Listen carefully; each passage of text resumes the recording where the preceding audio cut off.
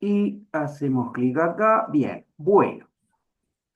Nosotros habíamos estado, como verán, el tema de la clase de hoy es obviamente la Declaración Universal de los Derechos Humanos. Lamentablemente para todos los que no estén, perdón, ha sido una semana larga. Para todos los que no estén, se van a perder pregunta cantada de parcial y de examen, que es Declaración Universal de Derechos Humanos. Claramente, si nosotros somos el Instituto de Derechos Humanos y esta asignatura se llama Derechos Sociales, claramente uno de los documentos más importantes que vamos a analizar en este curso es la Declaración Universal de Derechos Humanos. Así que este va a ser el tema de la clase de hoy. Como les digo, pregunta cantada de parcial, pregunta cantada de examen. Yo creo que debe hacer 15 periodos de examen que estoy tomando examen, eh, capaz que entre 10 y 15 periodos de examen que hace que estoy en esto, y creo que no falló una sola vez la pregunta acerca de la Declaración Universal de Derechos Humanos, así que nada, no les prometo que va a estar, pero digamos, no sé, a buen entendedor pocas palabras, ¿no? 1948. Exactamente, como dice Islas, 1948, pero ya vamos a llegar a eso, no se me adelante. Ya sé que usted quiere que termine la clase rápido para poder ir a ver el partido, pero vamos de a poquito y por las piedras. No, no, no miro fútbol yo, profe. Ah, bueno, entonces usted se lo pierde. Bueno, volviendo al tema. Nosotros habíamos arrancado el curso hablando o sea, este es un curso de derechos sociales, derechos humanos. Obviamente, si el curso es de derechos humanos, ¿con qué arrancamos? Con el concepto de derechos humanos, es decir, ¿qué son los derechos humanos? También pregunta cantada, de examen, de parcial, de todo. ¿Qué son los derechos humanos? Bueno, ¿qué son? Las facultades y atribuciones que emergen de la esencia de la persona. Entonces ahí nos preguntamos, si emergen de la esencia de la persona, ¿qué es esto? ¿Cuáles son los caracteres de los derechos humanos? ¿Qué otras características tienen, además de emerger de la esencia de la persona humana? Y dijimos que eran inherentes. Y si decimos que son inherentes, ¿qué nos preguntamos? ¿Qué filosofía está detrás de todo esto? Bueno, la filosofía que está detrás de esto es el naturalismo, porque es el que sostiene que existen derechos que son inherentes a la persona humana, es decir, independientes del ordenamiento jurídico positivo de un país, en un momento dado, de un lugar y de un momento dado. Son inherentes por el solo hecho de ser persona. Son imprescriptibles, son inalienables. Y después dijimos, son históricos, ¿por qué? Porque se reconocen en un determinado momento histórico y a partir de ahí se van reconociendo en forma ¿qué? En forma progresiva. Es decir, una vez que se reconoce uno, no se puede volver para atrás, se tiene que seguir reconociendo. Si dijimos que son históricos, si dijimos que son progresivos, es decir, que surgen en un momento histórico determinado y que una vez que son reconocidos no se puede volver para atrás, ¿cuál es la siguiente pregunta? ¿Cómo han evolucionado a lo largo de la historia los derechos humanos? Y ahí entramos en el siguiente tema, que es la evolución histórica. Arrancamos por los antecedentes remotos. Esto es la Carta Magna, Inglaterra, 1215, Juan sin tierra, las cruzadas, ¿no? Todo eso que ya vimos, Robin Hood, la mar en coche. Después vinimos más cerca en el tiempo y hablamos de la independencia de los Estados Unidos de Norteamérica, 1776. Hoy están celebrando el Día de la Libertad en los Estados Unidos. Parece que hay unos anuncios del actual presidente de Estados Unidos, no pude enterarme demasiado, pero parece que están en esa festichola hoy, porque ahora 18, 19, 20 de abril, no recuerdo la fecha exacta, son las batallas de Lexington y Concord, los primeros enfrentamientos con las tropas británicas. Hablamos entonces de la independencia de Estados Unidos, de la declaración, esa que dice que todos los hombres son creados iguales y tienen igual derecho a la búsqueda de la felicidad. Cruzamos de vuelta el charco, volvimos a Europa y hablamos de la Declaración Francesa de 1789. De vuelta, todos los hombres son creados iguales, tienen los mismos derechos. Aquellos lugares, aquellos países que no reconozcan estos derechos, se entiende que no tienen constitución, decía la Declaración Francesa del 89. Luego nos salteamos todo un siglo que es el siglo XIX, donde pasaron cosas, estuvo Napoleón, las guerras napoleónicas, la guerra franco-prusiana, las independencias de los países latinoamericanos, la guerra de Estados Unidos contra España, el ascenso de dos nuevas superpotencias como Estados Unidos y el Japón, el industrialismo, todas las primeras revoluciones obreras, la creación y reconocimiento de los derechos colectivos en un primer momento, y saltamos al siglo XX, que es el siglo que más nos interesa a nosotros en esta evolución histórica, porque, como decía Islas hace un ratito, a mediados del siglo XX es cuando se da nuestro documento más importante, que es la Declaración Universal de los Derechos Humanos. Vimos la Primera Guerra Mundial, ¿no? Aquella que se la llamó la guerra para terminar con todas las guerras, esa idea positiva, positiva no en el sentido de positivismo, sino de esperanza, de que todo iba a mejorar, esa idea de que, bueno, esta guerra iba a terminar de una vez por todas con las guerras en el mundo, la Liga de las Naciones como consecuencia del Tratado de Versalles en 1919, como una institución internacional para promover el valor de la paz, la creación de la Corte Internacional de la Corte Permanente en aquel momento, actualmente Corte Internacional de Justicia, la creación de la OIT, ¿no? Como forma de evitar las luchas obreras en los países y a raíz de lo que había ocurrido en 1917 en el Imperio Ruso, y que es una organización que nace en la Liga de las Naciones y que sigue hasta nuestros días vigente trabajando, ¿no? De hecho, hoy se habla y los debates en materia de relaciones laborales y de relaciones jurídicas en términos generales muchas veces pasan por cuestiones de la OIT. La OIT recomienda esto, la OIT recomienda aquello. Bueno, nace en 1919, en este contexto que estamos manejando ahora. Después pasamos a la Segunda Guerra Mundial, 1939, 1945, y hablamos de la Conferencia de San Francisco, y acá, si mal no recuerdo, nos habíamos quedado la clase pasada. Creo que es un recuento de todo lo que hemos visto hasta el momento, como para ir entendiéndonos. Habíamos quedado entonces en la Conferencia de San Francisco. Me acuerdo que les había puesto fotos de mi último viaje a esta hermosísima ciudad para que todos compartieran este, todo lo que yo viví la última vez que estuve ahí. Pregunta Medina, cuando se refiere a la Liga de las Naciones, ¿es lo mismo de la Sociedad de las... Sí, es lo mismo, la Liga de las Naciones o la Sociedad de las Naciones. Este, que justamente, está bien la aclaración, es el antecedente de la Organización de las Naciones Unidas, que vamos a ver hoy, pero que obviamente deja de existir hacia 1944-45, bueno, debido a que falló estrepitosamente, ¿no? Su único objetivo o su principal objetivo era evitar las guerras, y terminó aconteciendo la Segunda Guerra Mundial, que fue, si no peor, igual de mala que la primera. Entonces, bueno, dijeron, este invento no sirvió, vamos a crear algo nuevo.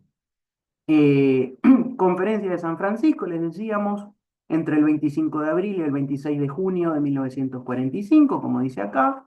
Este, Varias propuestas, el acuerdo de Yalta, ¿no? Aquel acuerdo que se había hecho entre los tres líderes de, de los enemigos de Alemania, o sea, del occidente aliado, que eran Winston Churchill, Joseph Stalin de la Unión Soviética y Franklin Delano Roosevelt, que lo vamos a mencionar más adelante, de los Estados Unidos de Norteamérica.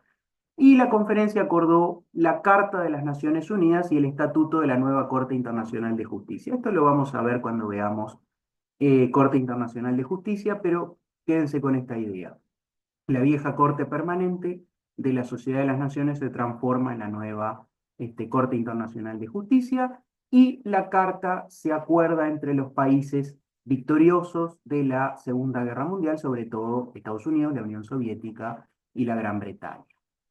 Eh, bueno, esto es un poco lo que habíamos mencionado la clase pasada. Vean acá que hay algunas palabras extrañas, ¿no? Se había convenido en que la carta entraría en efecto cuando la hubiesen ratificado, quédense con esa palabra, ratificar, los gobiernos de China. Cuando hablamos de China, hablamos de la vieja China que estaba en guerra civil en aquel momento, ¿no? Por un lado, la China republicana de Chiang Kai-shek, y por otro la China socialista de Mao, que es la que al final logra imponerse.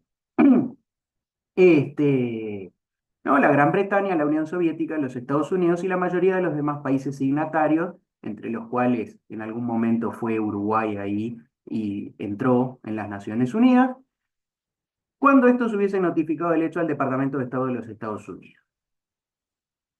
Poco por arriba lo que habíamos visto. Y el 24 de octubre de 1945 se habían llenado los requisitos y las Naciones Unidas comenzaron a funcionar. Vean que la carta es anterior, pero el 24 de octubre se cumplen los requisitos establecidos y empieza a funcionar la Organización de las Naciones Unidas. Bueno, acá hay un panegírico a favor de las Naciones Unidas porque obviamente la fuente de este texto es de justamente la página web de las Naciones Unidas. Este, de vuelta, ¿no? Encaminada a acabar con la guerra, lo mismo que su madre o su abuela, la vieja Sociedad de las Naciones, encaminada a acabar con la guerra, promover la paz y la justicia y una vida mejor para toda la humanidad. Y acá el gran debate, ¿ha tenido éxito? ¿No ha tenido éxito? Eh, Cada cual evaluará. No hemos tenido una tercera guerra mundial, no hemos acabado con la guerra tampoco. Estamos a medio camino entre una y otra. Pero bueno, eso lo decidirá cada uno de ustedes en su fuero íntimo. Así que tenemos 1945, termina la guerra, Alemania es derrotada y se crea una organización internacional conocida como la Organización de las Naciones Unidas. Esta organización nuclea a prácticamente todos los países del mundo.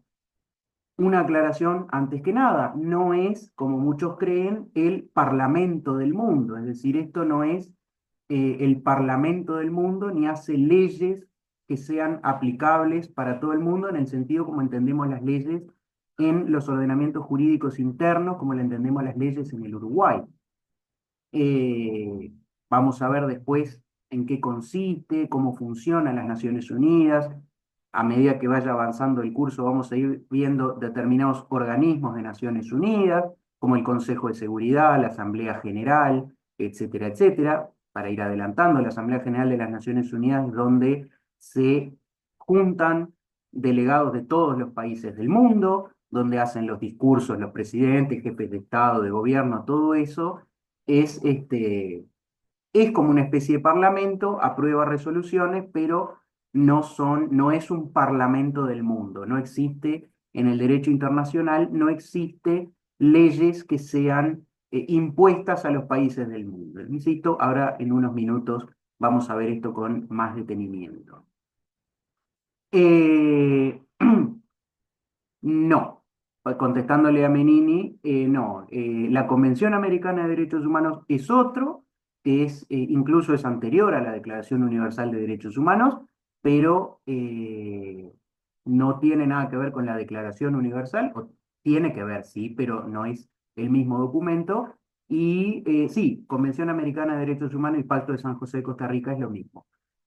Si entre ellos son lo mismo, sí. Si la pregunta es si son lo mismo eso que la Declaración Universal, no. Son documentos distintos, pero vamos despacito y por las piedras. Acá, esto tendría que editarlo para que no quede grabado y terminar preso yo. Pero bueno, vamos a ver cómo sale.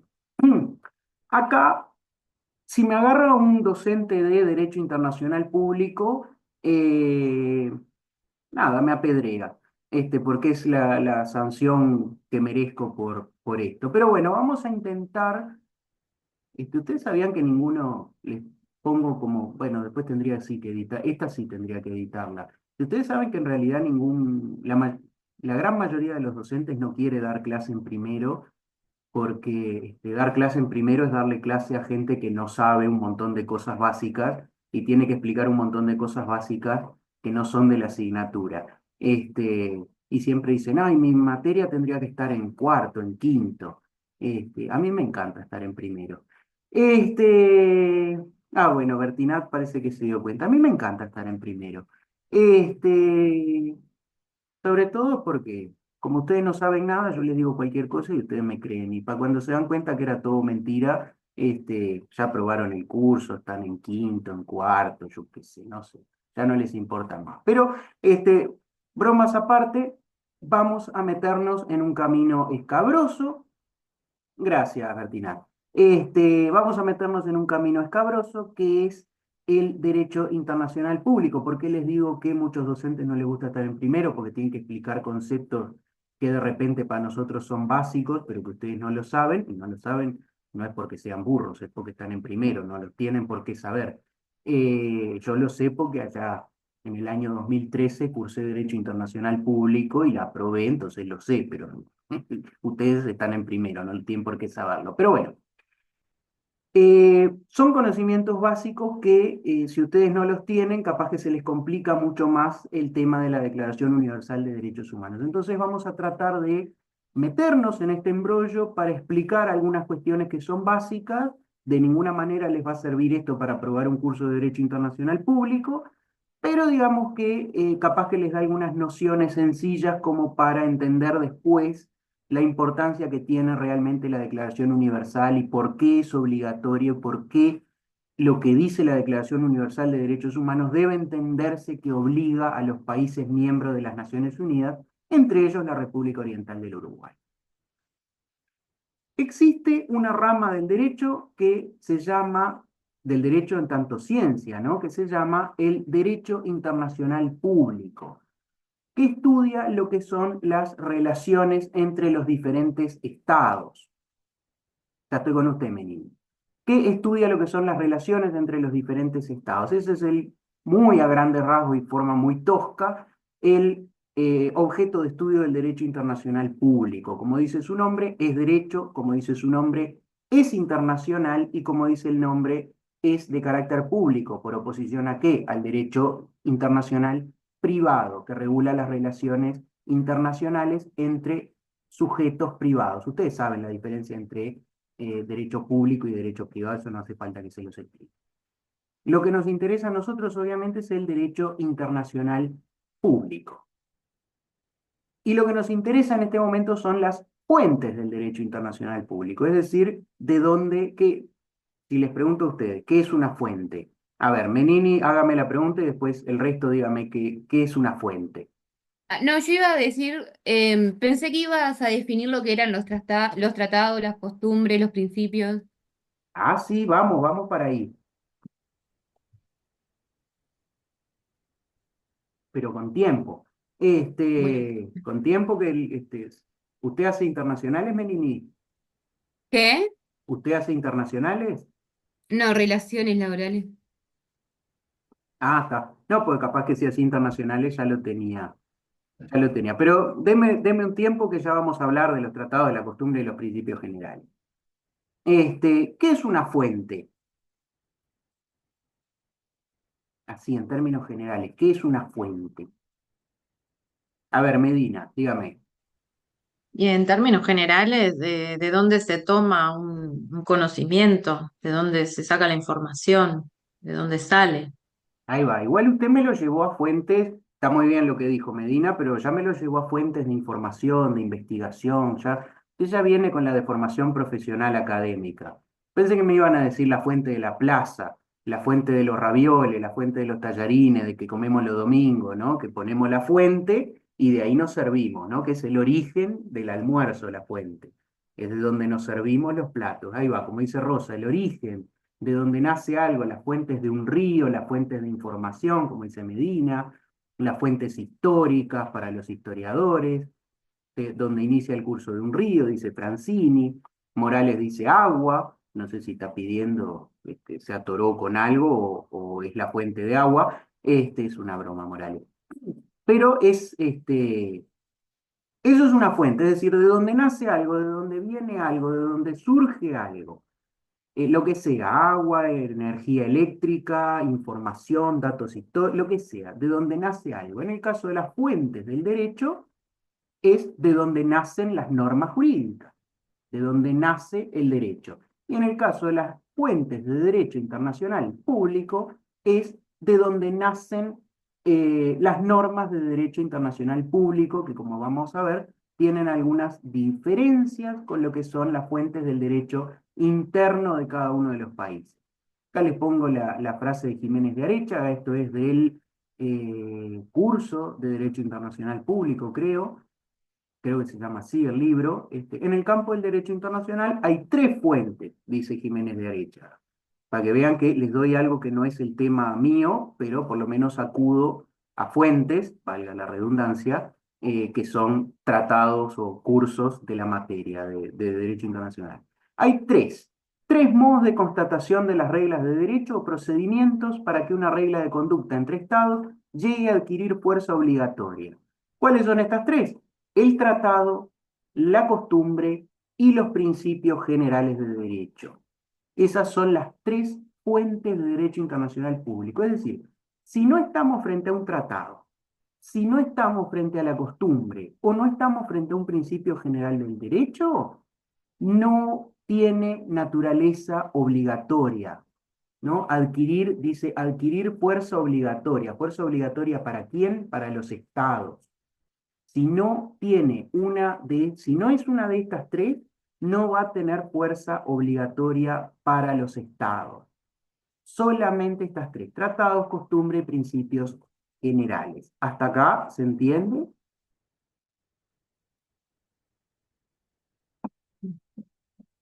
Los que estaban acá en la Sí, clase. se entiende.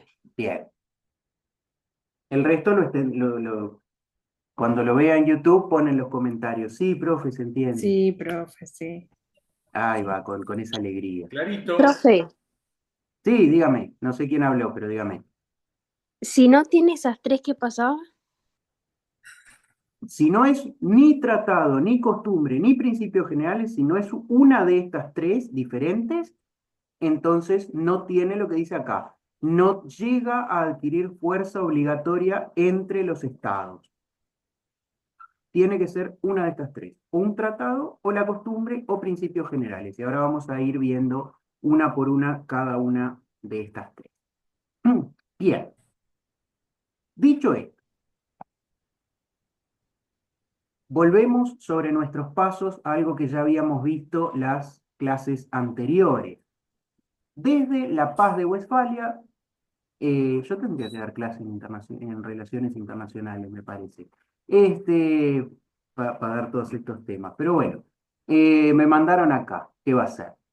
No, yo los quiero también a ustedes. No se enojen. Paz de Westfalia. ¿Por qué volvemos sobre nuestros pasos a hablar de la Paz de Westfalia de 1648? Porque acá se establece las bases de lo que es el mundo de las relaciones internacionales como las conocemos hoy en día. Hoy en día las relaciones internacionales en su base filosófica, política, jurídica, es un mundo estadocéntrico. El Estado, de vuelta, como ya lo dijimos en las clases anteriores, el Estado es, en la actualidad, jurídicamente el centro de todo. El Estado está en el centro de toda la vida jurídica, política, económica, etcétera, de las relaciones internacionales. De vuelta, como decíamos en las clases anteriores, este criterio estadocéntrico, según muchos autores, a mí me gusta incluirme dentro de ellos, aunque nunca escribí nada, consideran, autores que sí han escrito y que saben más que yo, que este concepto de un mundo estadocéntrico está un poco en crisis, ¿no? Es decir, hay actores que hoy en día tienen una relevancia en el mundo, en el escenario internacional, que no tenían hace un siglo o 2 siglos, ¿no? Es decir, hoy encontramos, ¿no? Por ejemplo, piensen, y no quiero que me digan nada político, pero piénsenlo para ustedes, para sus fueros íntimos, y como les digo, cuando hagamos el asado de fin de año me dicen sus opiniones políticas. Pero piensen hoy en día en las guerras que se suceden, ¿no? Por ejemplo, en el Congo, que salió hace poco la noticia, o en Medio Oriente, ¿no? Em, son comunidades beligerantes o movimientos de liberación nacional o grupos subversivos o como los quieran llamar, movimientos irregulares que luchan contra fuerzas estatales o que luchan entre sí mismos, ¿no? Es decir, por ejemplo, hoy en día en el Medio Oriente tenemos a Hamás, ¿no? Que es una entidad paraestatal, es decir, no es estatal, no representa a ningún Estado.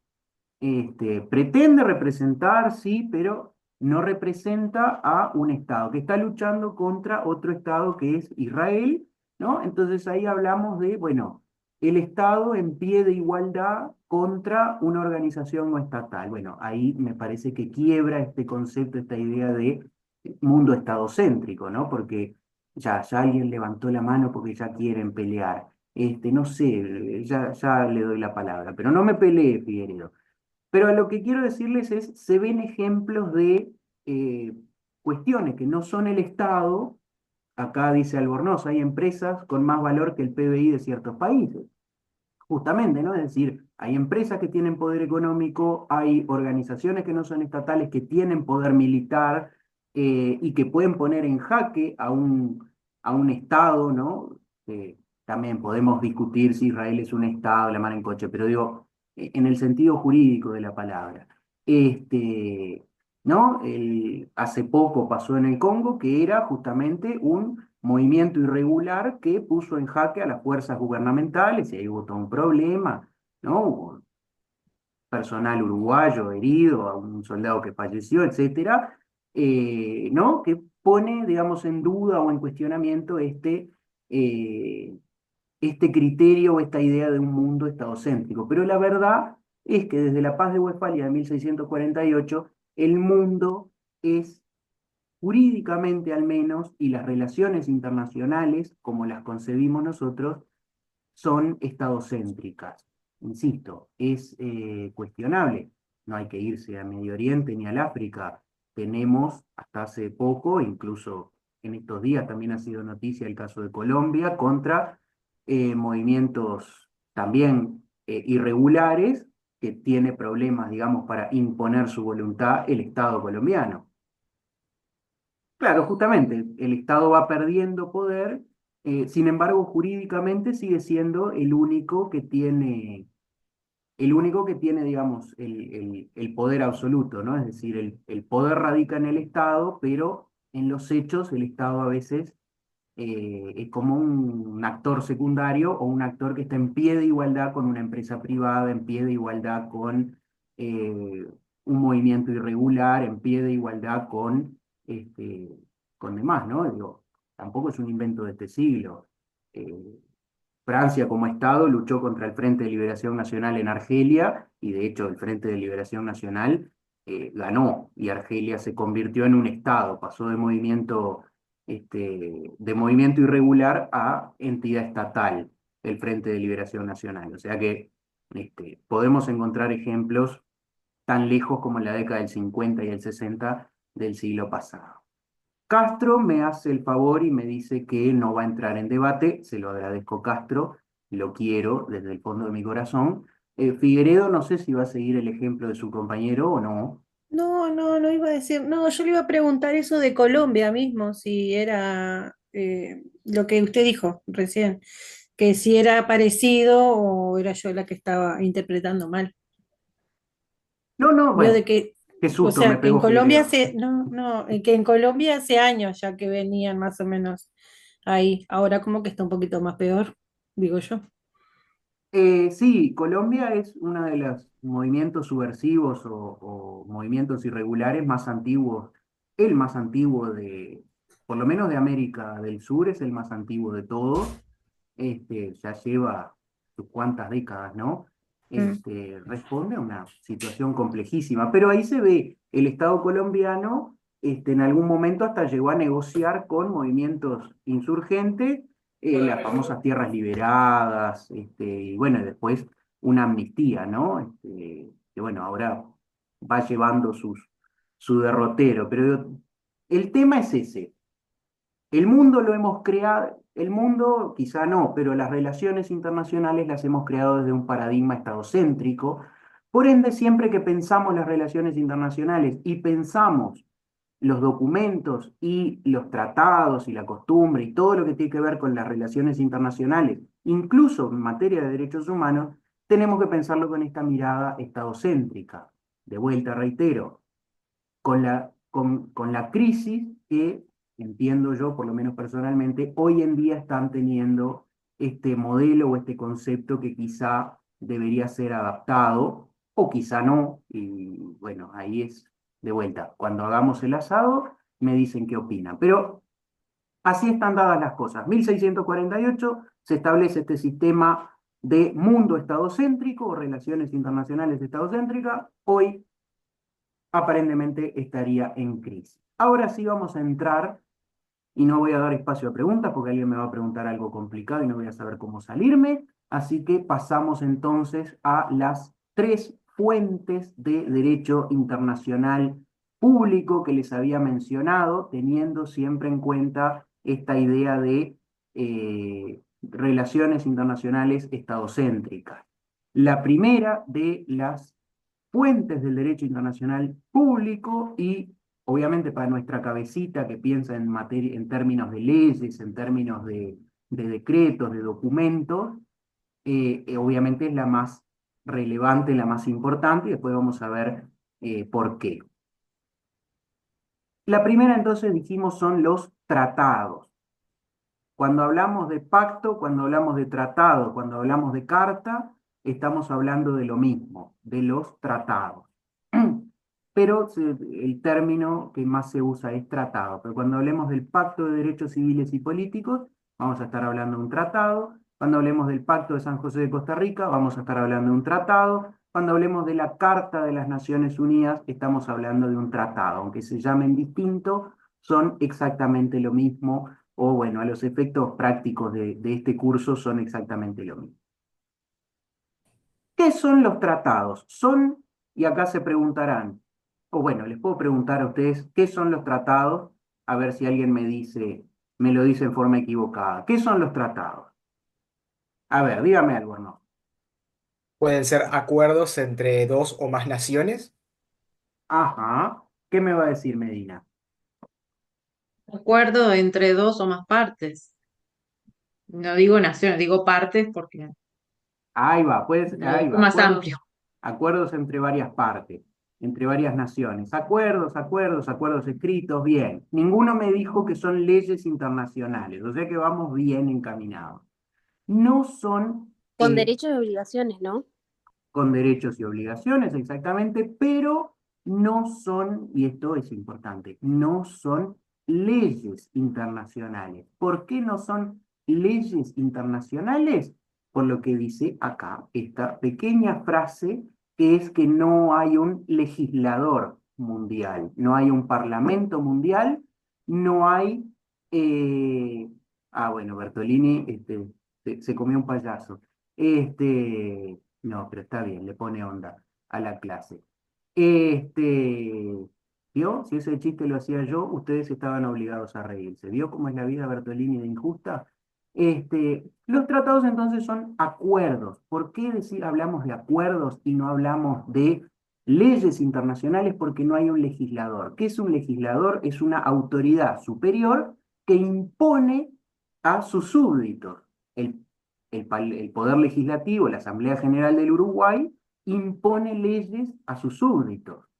Eh, no sé, el Congreso de la Nación Argentina impone leyes a sus súbditos, que son los ciudadanos de la Nación Argentina, y así sucesivamente. Se imponen, son imposiciones venidas desde una autoridad superior. Y las pregunta, pactos para establecer algo de interés común, acuerdos comerciales, por ejemplo, ahí va. Son acuerdos, los tratados son acuerdos, no son leyes.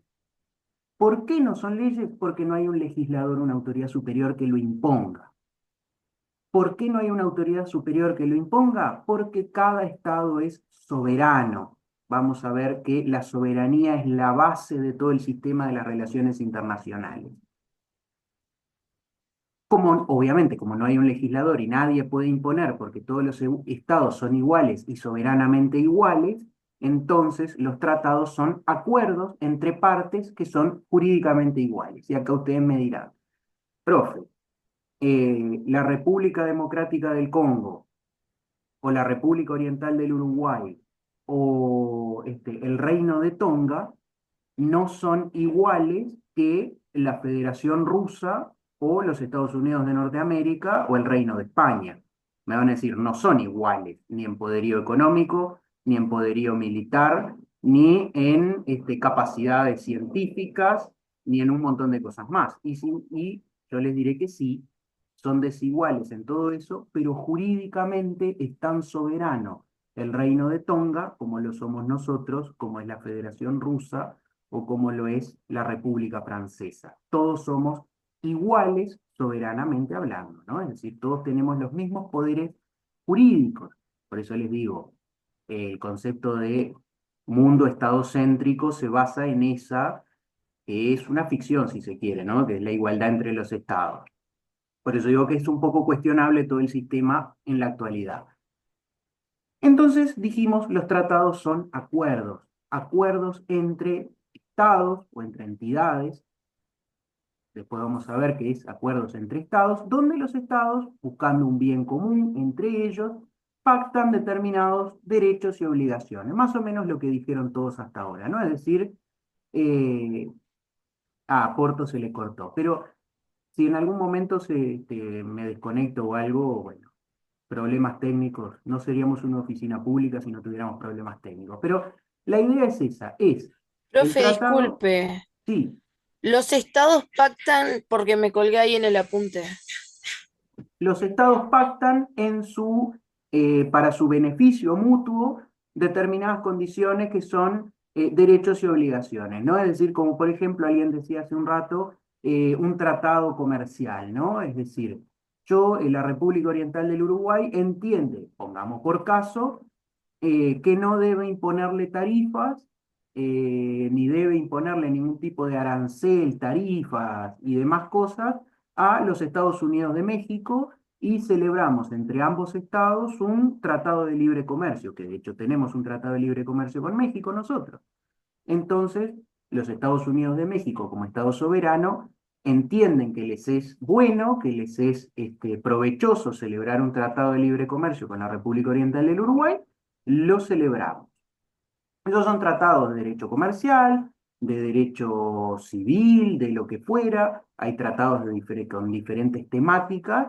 Los que nos interesan a nosotros, obviamente, son los tratados en materia de derechos económicos.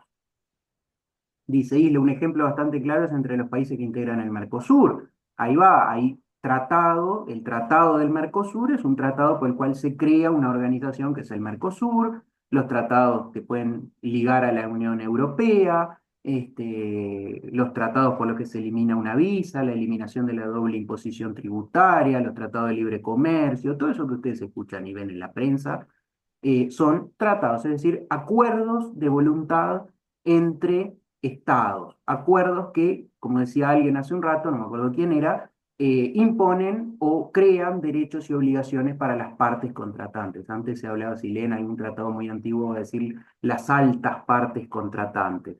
Hoy creo que no se dice más, pero ahí va, como dice Isla, el Tratado del 73, por el cual se establece el límite en el Río de la Plata, ¿no? Acuerdos de voluntades entre estados. Menini, dígame. Profe, y en caso de que uno de esos tratados se incumpla, Bueno, depende qué tratado sea. Los mismos tratados muchas veces tienen sanciones o formas de resolverlo.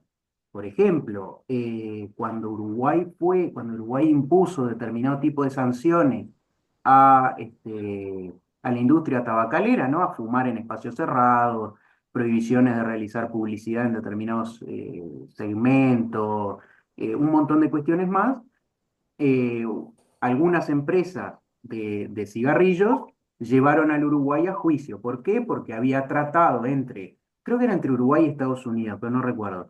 Había un tratado que decía que Uruguay se comprometía a no adoptar determinadas legislaciones que esta empresa entendía que se aplicaban. Al final, el tribunal arbitral entendió que tenía razón Uruguay, no tenía razón, que el tratado no implicaba eso. ¿Ok? Tiene un ejemplo de una sanción establecida en un tratado, en este caso comercial. Pero los que nos interesan a nosotros son los tratados en materia de derechos humanos. Igual todos me dijeron que era un acuerdo, así que más o menos me imagino que se entendió esta idea del tratado como acuerdo y no como ley. Profe, sí. Sí, dígame. Yo tengo una duda y no sé si viene al caso. Cuando las personas se casan, que se les da como una libreta de casamiento, no sé cómo se llaman, eh, eso vendría a ser un acuerdo entre dos personas, pero ¿se le llamaría tratado? No, eso, bueno, si me agarra un civilista, también me cuelga de los pulgares junto al profesor de Derecho Internacional Público. Eh, Antiguamente se decía que el matrimonio era un contrato. Los acuerdos de voluntad entre particulares, como puede ser usted y yo, son llamados contratos. Por ejemplo, una compraventa de una casa es un contrato, un alquiler es un contrato en el cual una parte se obliga a entregar una cosa, la otra se obliga a pagar un precio. Entre privados se llaman contratos, entre estados se llaman tratados, pero sí, ambos son acuerdos de voluntades, tienen sus diferencias, pues, pero a los efectos prácticos, sí, podrían ser asimilables o podrían ser considerados primos hermanos. Pero está bien, porque surgen derechos y obligaciones de un casamiento, de una compraventa, de un alquiler, yo qué sé, no sé, de una donación, todos esos que son contratos, surgen derechos y obligaciones para ambas partes. ¿Quedó más o menos claro? Sí, profe. Perfecto. Este, Ahí va, como dice Islas, volviendo a lo anterior, deben haber términos de incumplimiento. Claro, se dice, estas son las obligaciones y en caso de incumplirlas va a pasar esto, esto y esto. Que pase esto, esto y esto en caso de incumplimiento ya es harina de otro costal y bueno, eso es un debate para que tengan con su profesor de Derecho Internacional Público cuando lo tengan, si es que lo tienen. Pero nosotros quedémonos con esa idea general. ¿Qué es un tratado entonces? Convención de Viena sobre derecho de los tratados. Vean, esto es un tratado internacional, es, digamos, el marco regulatorio general de los tratados, se llama convención, de vuelta, decimos tratado, pero justo este se llama convención, convención, pacto, carta, es lo mismo. Convención de Viena sobre el derecho de los tratados, fue adoptado en Viena el 23 de mayo del 69, pero entró a regir recién el 27 de enero de 1980. Eh, Dice el artículo 2, términos empleados, es una convención que define muchas cosas porque es el marco regulatorio del derecho internacional público. Para los efectos de la presente convención, se entiende por tratado un acuerdo internacional celebrado por escrito entre Estados y regidos por el derecho internacional, ya conste en un instrumento único o en dos o más instrumentos conexos y cualquiera que sea su denominación particular. Vamos a volver después sobre este mismo asunto. Pero vean, tratado es un acuerdo internacional celebrado por escrito entre estados y regidos por el derecho internacional. Ya consta en un instrumento único, puede ser un instrumento, ¿qué significa un instrumento único? Un único documento, como por ejemplo, no sé, el Tratado de Límites del Río de la Plata, yo qué sé, no sé, un único documento, o en dos o más instrumentos conexos. Vamos a ver a lo largo del curso que hay muchos documentos que son anexos a un determinado tratado. Primero viene el tratado y después se entiende, bueno, acá no se reguló esto, acá no se reguló aquello, acá no se reguló lo otro, vamos a hacer un documento anexo. Acá se le dice instrumentos conexos que regulan algunas cosas que no estaban previstas en el tratado principal, ¿no? Por ejemplo, nosotros vamos a hablar mucho de los protocolos. Eso cuando lleguemos al caso lo vamos a ver, pero vamos a ver que hay derechos humanos que no están regulados de repente en el acuerdo principal, sino que es el protocolo a determinado tratado. Y cualquiera que sea su denominación particular. Vean que acá no importa si se llama carta, si se llama convención, si se llama pacto, si se llama acuerdo. Lo que importa es que sea esto, un acuerdo internacional escrito entre estados, sea un documento o más de uno. ¿Queda claro? Sí, Bien, sí. bien. Ahora, la pregunta que sigue es, si decimos que el tratado es un acuerdo entre estados, la pregunta es, ¿Qué es un Estado?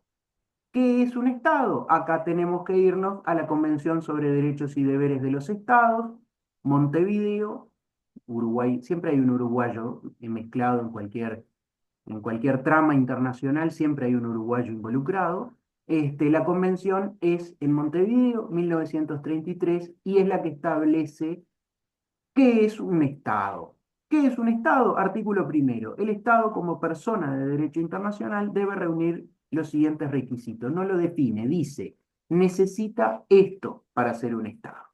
¿Cuáles son los elementos necesarios para ser un Estado? Población permanente, territorio determinado, gobierno y capacidad de entrar en relaciones con los demás Estados. ¿Alguno de ustedes, les pregunto ya que estoy, alguno de ustedes, si es que hay alguien acá escuchándome, es suficientemente friki como era yo cuando tenía la edad de ustedes, y le gustaba pasar horas navegando en internet, viendo curiosidades? ¿Alguno llegó a ver el fenómeno de las micronaciones, las llamadas micronaciones? Sí, profe. Ah, bien, Duarte es de las mías. ¿El resto? Puede ser que haya una, esto es solamente por recuerdo mío, que sea una plataforma petrolífera abandonada. No está abandonada, es el Principado de Sealand. Este, puede comprar su título nobiliario del Principado de Sealand cuando quiera. No sé cuánto los están cobrando.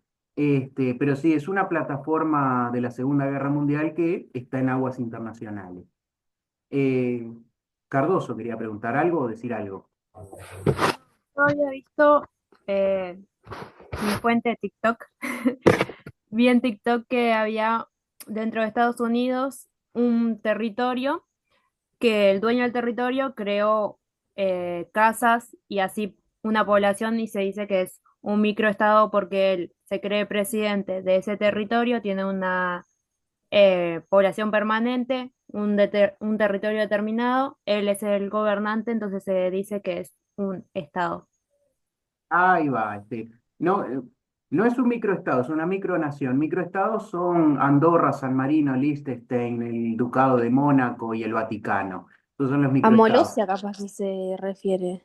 Ahí va, como dice Duarte, el de Estados Unidos es Molosia, la República de Molosia, que está desde 1980 y pico, que le declaró la guerra además a Alemania del Este, y todavía está en guerra con Alemania del Este.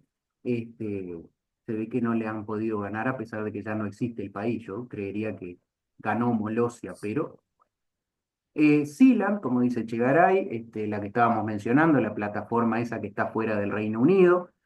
Ahí va, como dice González, la diferencia entre las micronaciones y los microestados es que las micronaciones no son reconocidas internacionalmente.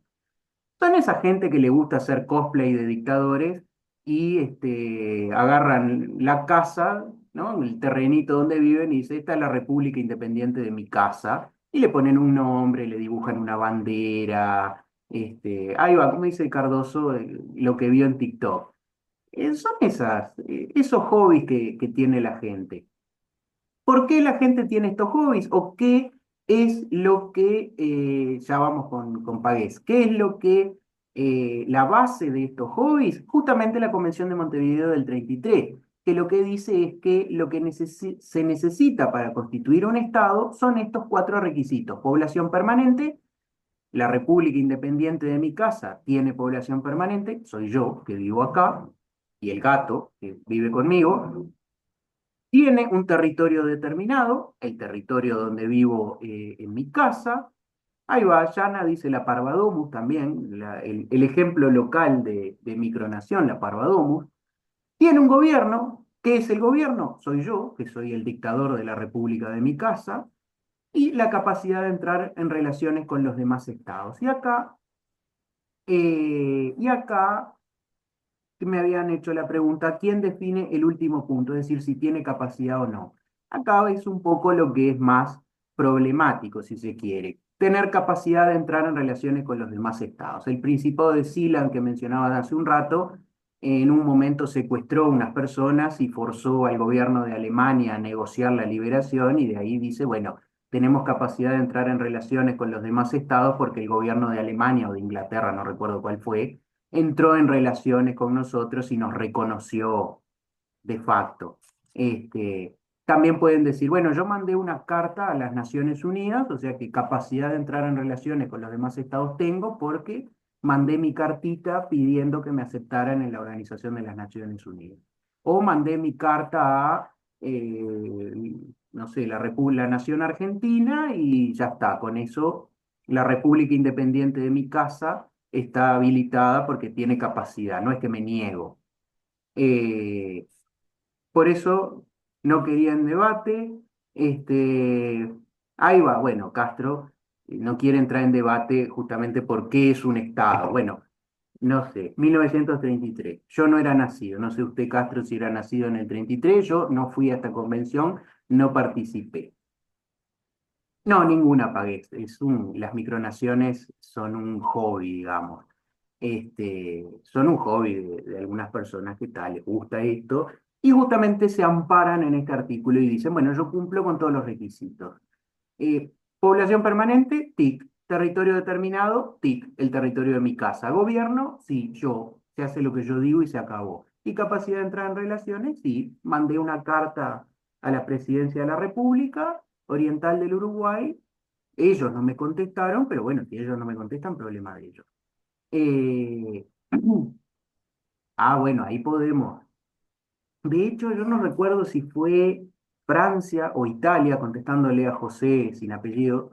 No sé si fue Francia o fue Italia que intentaron hacer lo mismo con una plataforma petrolífera, creo que fue, abandonada también, y no tuvieron tanta suerte como los...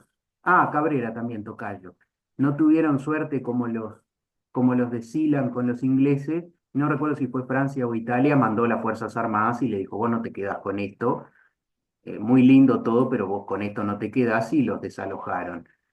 Así que sí, se está quedando con territorio de otro país, depende del otro país reaccionar o no.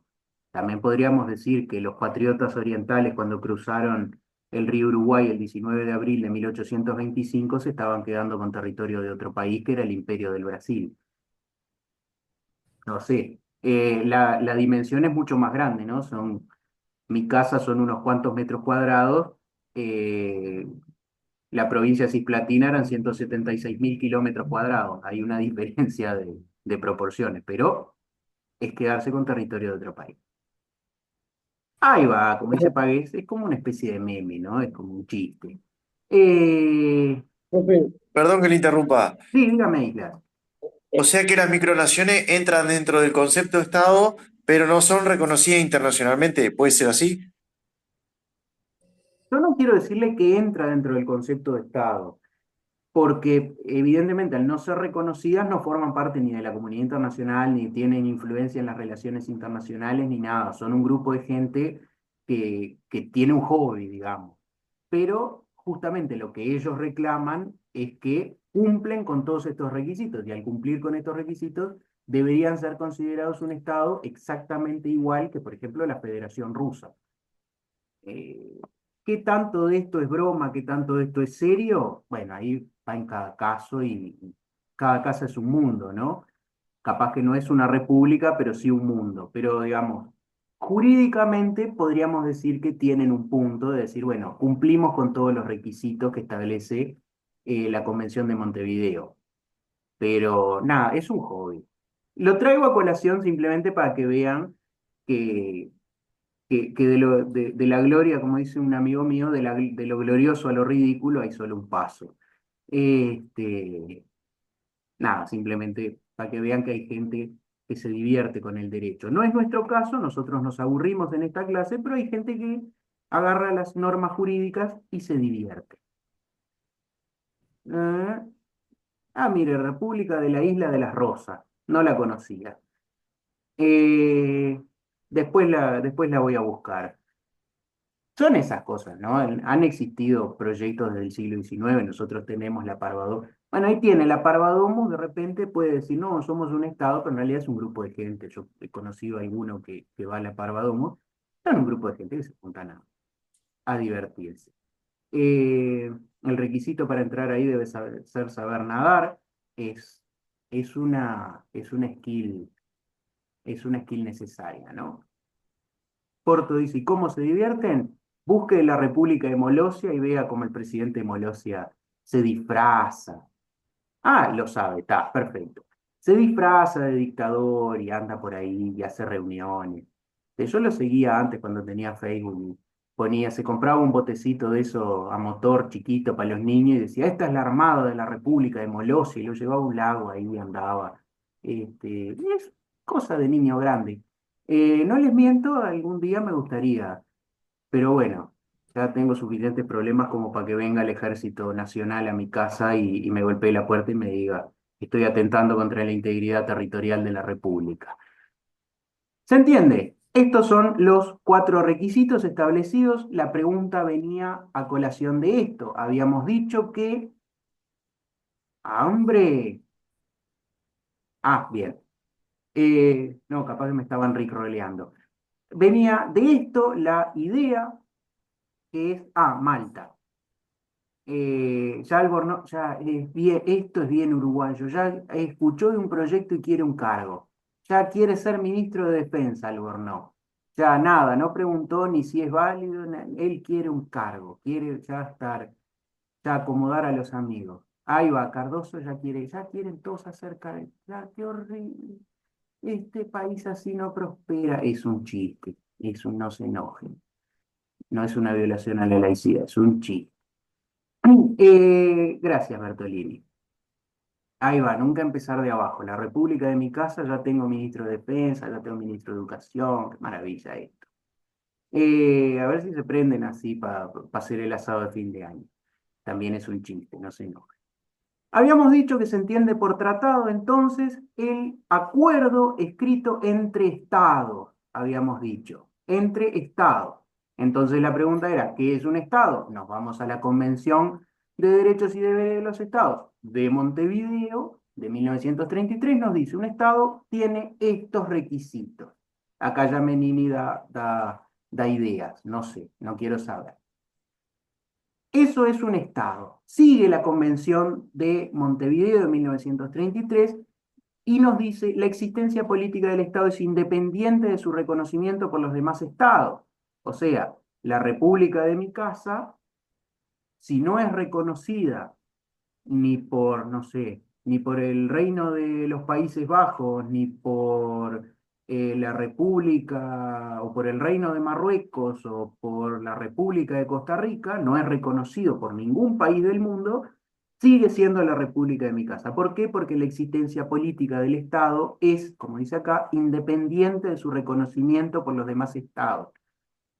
Van a escuchar mucho eso, bueno, no es reconocido. Bueno, no importa. El reconocimiento no constituye un Estado. El reconocimiento lo único que hace es, valga la redundancia, reconocer que existe un Estado, pero no lo constituye. Aún antes de reconocido, el Estado tiene el derecho de defender su integridad e independencia, proveer a su conservación y prosperidad y por consiguiente de organizarse como mejor lo entendiere, legislar sobre sus intereses, administrar sus servicios, ahí quedó mal, y determinar la jurisdicción y competencia de sus tribunales. Cada vez más del lado de las micronaciones, dice Pagué. A ver, también es cierto, nosotros lo tomamos para la chacota y hablamos de las micronaciones. Bueno, concéntrense en la clase. Ya están haciendo cosas que no deberían. Concéntrense en la clase. Nosotros lo agarramos para la chacota y hablamos de las micronaciones, etcétera. Es el caso de varios países que son estados no reconocidos o cuyo reconocimiento es escaso o es pobre o no son reconocidos por muchos países del mundo. Ejemplo típico clásico, bueno, acá Pagués pone Taiwán, por ejemplo, ¿no? Taiwán podría ser considerado un estado con reconocimiento limitado. Yo estaba pensando en uno más cercano geográfica y culturalmente, como es la República Árabe Saharaui Democrática, lo que se conocía antes como el Sahara Español, que es un estado que ha proclamado su independencia, en 1975 proclamó su independencia, y es reconocido por algunos países del mundo, la República Oriental del Uruguay entre ellos. De hecho, vino el presidente de la República Árabe Saharaui Democrática el 1 de marzo a la asunción de Yamandu Bursi, del actual presidente. Vino el presidente de ese país. Uruguay lo reconoce, no siempre es así. Uruguay lo empezó, fíjense, la independencia de este país es de 1975. Uruguay lo empezó a reconocer a partir del año 2005. No forma parte de las Naciones Unidas, o sea que tiene un reconocimiento limitado. Muchos países lo consideran como un territorio del vecino Reino de Marruecos, ¿no? Para que vean, digo, nosotros porque lo agarramos para el lado de la chacota del chiste con el caso de las micronaciones, pero vean, por ejemplo, acá tienen un país, ¿no? Un estado que se autoproclama como estado, tiene territorio propio, tiene una población propia, tiene un gobierno propio, encabezado por el Frente Polisario, que es lo que nació como un movimiento irregular y que hoy detenta el gobierno en la República Árabe Saharaui Democrática, y no es reconocido por muchos estados, pero eso no le impide ser considerado un estado o un país con reconocimiento limitado. Aún antes de reconocido el estado, tiene el derecho de defender su integridad e independencia, es lo que hace el Frente Polisario en el ejemplo que estábamos viendo, de que ahora además retomó su lucha contra el Reino de Marruecos en su guerra de independencia. Parece que Donald Trump hizo ahí unos anuncios de que iba a apoyar a Marruecos en el conflicto, pero eso es harina de otro costal. De organizarse como mejor lo entendiera, legislar sobre sus intereses, administrar sus servicios, determinar su jurisdicción y competencia de sus tribunales, etc. El ejercicio de estos derechos no tiene otros límites que el ejercicio de los derechos de otros estados conforme al derecho internacional. Insisto, nosotros lo agarramos para la chacota con las micronaciones, pero puede tener una relevancia práctica muy importante en el caso de estos países con reconocimiento limitado, ¿no? Porque justamente su existencia jurídica descansa justamente acá, ¿no? En la Convención de Montevideo, y ellos pueden decir, somos un país aún sin ser reconocido. Y el artículo 4, que es el último que nos interesa de este documento, dice, los estados son jurídicamente iguales. ¿Se acuerdan aquello que vimos hace un rato de la igualdad entre los estados? Son jurídicamente iguales, disfrutan de iguales derechos y tienen igual capacidad para ejercitarlos. De vuelta, nosotros dijimos, el Reino de Tonga tiene exactamente los mismos derechos, la misma soberanía y es jurídicamente igual que la Federación Rusa. Son jurídicamente iguales, pero económicamente, políticamente, científicamente, poblacionalmente, territorialmente, son distintos, pero jurídicamente se los considera iguales. Un tratado celebrado entre el Reino de Tonga y la Federación Rusa es exactamente lo mismo que un tratado entre el Reino de España y la República Francesa. Es lo mismo, no importa, porque son igualmente soberanos. Los derechos de cada uno no dependen del poder de que disponga para asegurar su ejercicio, sino del simple hecho de su existencia como persona de derecho internacional. Tiene el mismo derecho entonces Egipto, la República Árabe de Egipto, que, no sé, otro país, la República de Mozambique, no sé, por decirles algo. No importa si tienen el poder o no de imponer esa voluntad. Albornoz dice, Israel tuvo muchos problemas de reconocimiento. Alguno tuvo y tuvo sus respectivas guerras contra Egipto, contra Jordania, este, contra la hoy convulsionada Siria. De hecho, Siria nunca celebró tratado de paz con Israel. Egipto sí lo hizo, los acuerdos de Camp David. Siria nunca hizo tratado de paz. Bueno, Israel un poco se ampara en eso para hoy hacer su avance sobre sobre lo que queda de la vieja Siria, más allá de la ocupación de Altos del Golán, que ahí bueno, ya lo veo a Castro que se está pilando las uñas, pero digo, es una cuestión muy discutida acerca de si la ocupación de los Altos del Golán es legítima, no es legítima, etcétera. Pero digo, son todos temas opinables. También es opinable si Marruecos le corresponde o no, en base al plan del Gran Marruecos, le corresponde o no el territorio de la República Árabe Saharaui, pero, digamos, lo que les digo es cómo está la cosa, ¿no? Después la opinión personal que tenga cada uno de nosotros es opinión personal. De vuelta, hagamos el asado a fin de año y conversamos y les digo mi opinión sobre la República Árabe Saharaui. No tenía idea que reconocemos como país al Sáhara. Tuve la chance de ayudar en el proyecto Vacaciones en Paz que se da en España en los meses de julio y agosto. Sí, exactamente. Nosotros desde el año 2005, que la reconocemos como país. Eh, yo en algún momento tuve mis dudas de si el anterior gobierno del doctor Lacalle Pou iba a mantener ese reconocimiento, pero lo mantuvo. Porque justamente el asunto es que al ser un tema tan debatido desde un punto de vista ideológico, incluso, ¿no? El Frente Polisario tuvo algún acercamiento con Argelia y a través de Argelia con la Unión Soviética, entonces se transformó en una especie de cuestión de izquierda versus derecha en algún punto, y muchos países cuando varían su gobierno, reconocen o desreconocen. Fue el caso de, ¿cómo era que se llamaba? Guaidó en Venezuela, cuando se proclamó como presidente de Venezuela, y por una cuestión de la constitución bolivariana, uno de los primeros actos que hizo fue desreconocer a la República Árabe Saharaui, que le había reconocido, creo que fue Hugo Chávez, cuando asumió allá en el 90 y pico. Este, para que vean, digo, son temas complejos, por no decir Profe, peliagudos. Sí, dígame, Duarte. un ejemplo creo que, o sea, no sé si es 100% confirmado, pero como que supuestamente Orsi dejaba de reconocer a este hombre, ¿cómo es? De Venezuela. No, eso es un caso distinto. El reconocimiento de un país es reconocer a un país como tal, más allá de si el gobierno nos gusta o no nos gusta. Por ejemplo, Uruguay reconoce como gobierno al Reino de España. ¿Quién es el reino? Nos interesa. Lo reconocemos como país. Uruguay reconoce como país a Venezuela. Ahí lo que estaba en duda era si se reconocía el gobierno de Nicolás Maduro o no se reconocía el gobierno de Nicolás Maduro. Esa era un poco la cuestión. Sí, ahí hubo un cambio de opinión, pero nosotros, Venezuela la reconocemos como un Estado libre, independiente y soberano. Y podemos hacer tratados con Venezuela, podemos establecer una embajada en Venezuela, Venezuela puede establecer una embajada acá.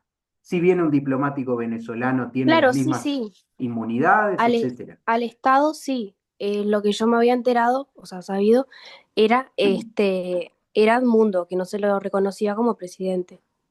Claro, sí, pero eso es otra cosa, digo. Nos puede gustar más o menos un gobierno, pero en este caso se pasó del desreconocimiento a decir, bueno, en realidad lo que dice Uruguay es que es una situación complicada, eh, pero seguimos reconociendo a Venezuela como Estado y seguimos reconociendo a la República Árabe Saharaui como Estado, más allá del gobierno que tenga. Esa es la cuestión de los reconocimientos entre Estados. Bien. ¿Se entendió esto hasta acá? Porque ahora empezamos con la segunda parte de los tratados que también nos interesa en este curso. ¿Se entendió? ¿Dudas, preguntas, consultas? Sí, se entiende. ¿Sí? ¿Se entendió? Sí, profe. Otra cosa distinta es si están de acuerdo con lo que les digo, pero si se entendió, Sí, sí. Sí, sí. Espectacular. Correcto. dígame Castro, a ver, vamos a ver qué nos va a decir Castro. Tengo miedo, Castro, se lo reconozco. No, yo vengo diciendo que no quiero entrar en debate y no voy a entrar en debate. Simplemente aclarar una situación que dijo la compañera. Cuando se asume el gobierno, lo que no se reconoce es ni al gobierno de Maduro ni al de este otro, ¿cómo se llama? El Se Mundo me fue el González. nombre ahora. El Mundo González. No reconoce ninguno de los dos porque no entiende que no están las garantías para decir quién fue el ganador de las elecciones. Nada más, simplemente aclarar esa situación, porque si no, no, como que queda que en realidad está reconociendo a alguno de los dos, que en realidad no lo hace, sino como bien estaba diciendo usted, reconoce el Estado, pero no conoce al gobierno, ¿tá? Que dice cada uno que ganó. Exactamente, como le decía, un poco tosca la forma en que lo dije, se lo reconozco, como lo que dice el Estado uruguayo, que es una situación complicada y que, bueno, y que tiene los mejores deseos de que salgan de la mejor manera posible. No es la posición del gobierno anterior que lisa y llanamente reconocía a uno de los dos como presidente legítimo y por ende desreconocía al otro como presidente legítimo. Esa postura cambió, pero no cambió el reconocimiento del Estado de Venezuela. Es decir, si viene un diplomático venezolano al Uruguay, lo reconocemos como tal, tiene las mismas inmunidades, la Embajada de Venezuela sigue existiendo, tiene las mismas inmunidades que la Embajada de España, que la Embajada de Francia, que la Embajada de Alemania. Sigue habiendo relaciones diplomáticas, más tensas si se quiere, o menos tensas.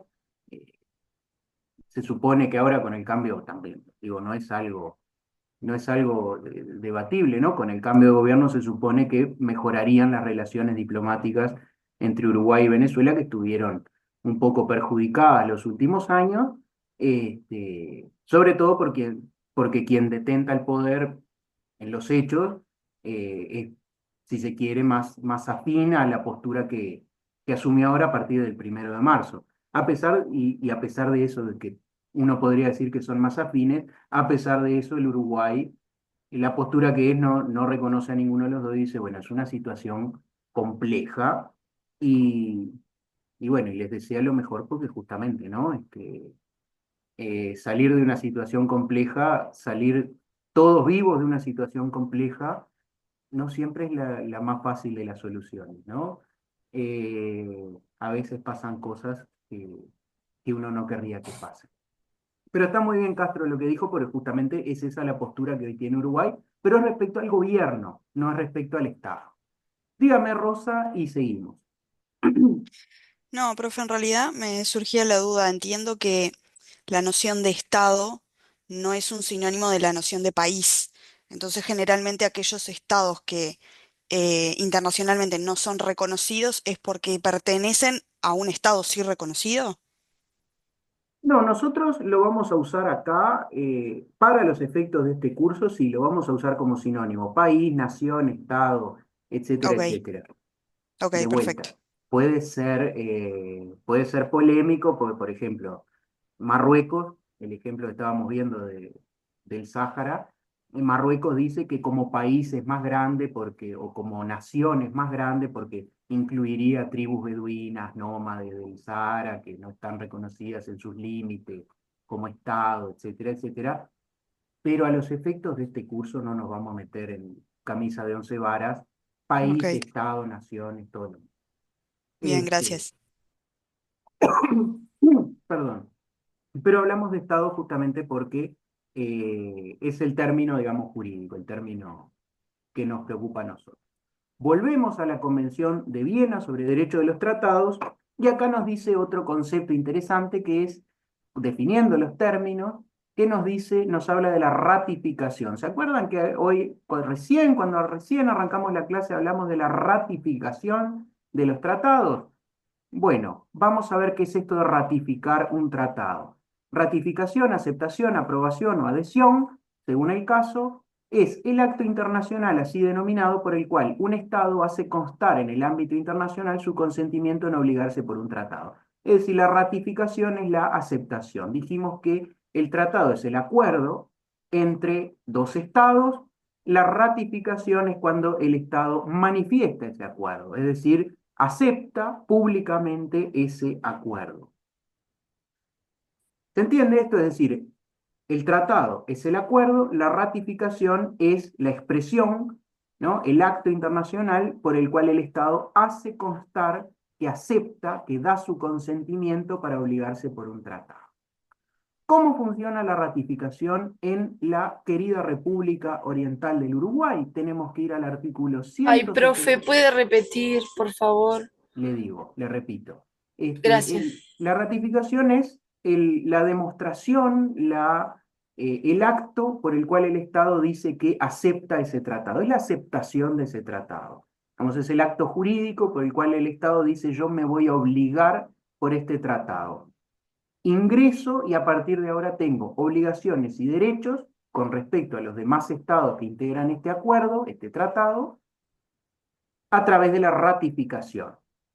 ¿Cómo se da la ratificación? Es decir, cómo un Estado dice, volviendo a lo que decía Duarte, que lo comparaba con el matrimonio, cómo un Estado dice sí, acepto, como dice la novia o el novio, ay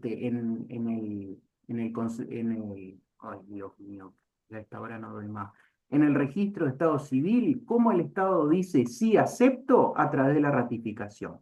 ¿Cómo funciona la ratificación en el Uruguay? Artículo 168. Al presidente de la República, actuando con el ministro o ministros respectivos o con el Consejo de Ministros, corresponde. En este caso sería Yamandu Orsi, presidente de la República, actuando con el ministro de Relaciones Exteriores, que es el ministro del rubro, que es Lubetkin, que es el ministro de Relaciones Exteriores, correspondería a estas dos personas, inciso 20, concluir y suscribir tratados necesitando para ratificarlos la aprobación del Poder Legislativo. O sea, negociación entre, pongamos por caso, la República Oriental del Uruguay y la República Argentina. Vamos a negociar un tratado. Van nuestros diplomáticos, negocian el tratado, llegan a una redacción del tratado, no sé, artículo 1 tal cosa, artículo 2 tal cosa, lo redactan, se lo llevan al presidente, artículo 168, se lo llevan al presidente de la República, que junto con el ministro, en este caso el ministro de Relaciones Exteriores, en el caso del Uruguay de hoy sería Yamandu Orsi con, no me acuerdo el nombre de Lubetkin, el nombre de pila, con Lubetkin, que es el canciller, el ministro de Relaciones Exteriores, ambos lo firman, ¿no? Concluir y suscribir, suscribir es firmar tratados, ¿y qué van a hacer entonces? Se lo van a mandar ¿a quién?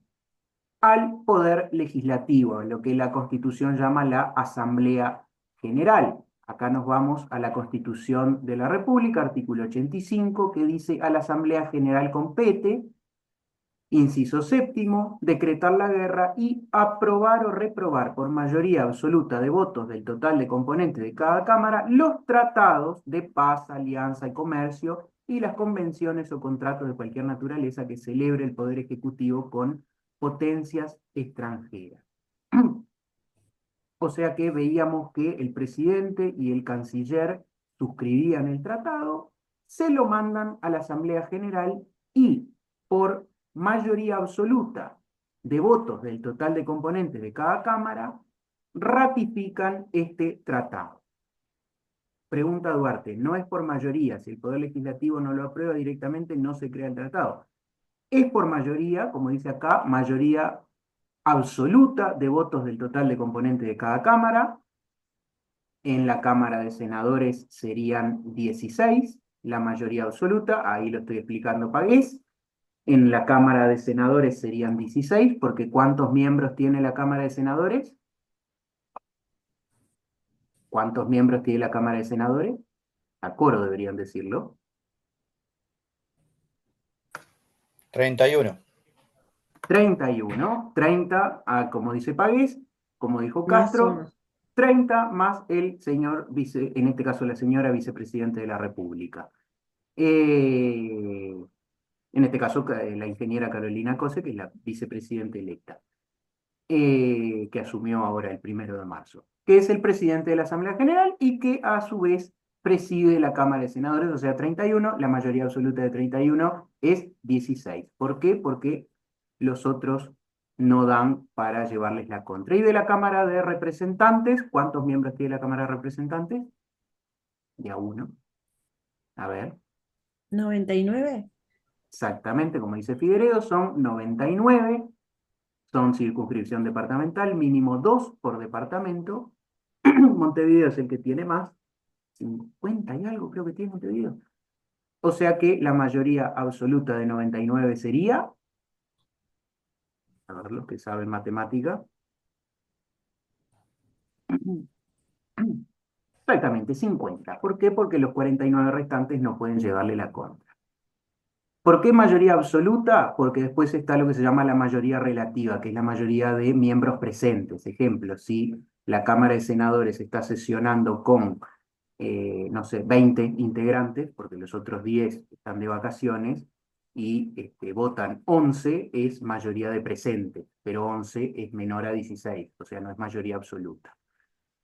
Por mayoría absoluta, es decir, 16 votos, 16 senadores y 50 diputados, mayoría absoluta de votos del total de componentes de cada cámara, se aprueban los tratados, se ratifican los tratados. O sea que primero viene la negociación del tratado, luego se suscribe por el presidente y el ministro del ramo, en este caso el presidente y el canciller, se manda a la Asamblea General, al Parlamento, y se aprueba por mayoría de votos absoluta en cada una de las cámaras, y ahí se entiende que se ratificó, y ahí se entiende que, en este caso concreto que veíamos, la República Oriental del Uruguay manifiesta públicamente, manifiesta jurídica y públicamente que adhiere a este tratado. Del otro lado del charco, la nación argentina tendrá que hacer lo mismo, creo que el procedimiento es bastante similar, lo tendrá que aprobar el señor presidente de la nación, que hoy es Javier Milei, no sé si precisa la firma del canciller, que hoy no sé quién es el canciller de Argentina, y me imagino que después tendrá que pasar por el Congreso de la Nación, que además es un Estado federal, tiene sus complicaciones, pero tendría que pasar. Creo yo que en Argentina el sistema es medio similar, si alguien lo sabe porque es argentino o lo que sea, que me lo diga, pero creo que es bastante similar al nuestro y tiene que pasar por el Congreso de la Nación. Y ahí Argentina manifiesta su acuerdo, y una vez que ambos manifestamos nuestros acuerdos y nos intercambiamos las ratificaciones, esto es, el Uruguay notifica al canciller de la Nación Argentina y el canciller de Argentina notifica al canciller o al ministro de Relaciones Exteriores del Uruguay, ahí el tratado empieza a regir. Y acá esto es lo que explica, a ver si llego, si se acuerdan, lo vimos hace un ratito, yo por hacer esto se me va a trancar todo, se me va a cerrar todo, y va a ser peor el remedio que la enfermedad. Pero si se acuerdan, habíamos visto que la Convención de Viena, que era un tratado internacional, es adoptado en Viena, o sea, redactado el tratado el 23 de mayo de 1969, y sin embargo empieza a regir a partir del 27 de enero del 80. ¿Por qué esta diferencia entre el 69 y el 80? Justamente porque tiene que ir a todos y cada uno de los estados, lo tiene que suscribir Poder Ejecutivo, tiene que pasar por el Parlamento o el Congreso, depende de cada país, lo tiene que aprobar y tienen que entregar esa ratificación a determinada autoridad que se establece mismo en el tratado. Y a partir de ahí el tratado empieza a regir. En estos casos de tratados multilaterales, además se establece una cantidad mínima, ¿no?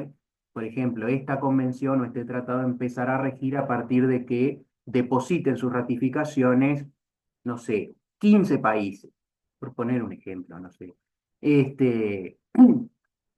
Por eso esa diferencia que veíamos hoy, hace un ratito, que capaz que no repararon en esa diferencia, esa diferencia de tiempo entre el 69 y el 80, se debe a todo este procedimiento que es la ratificación.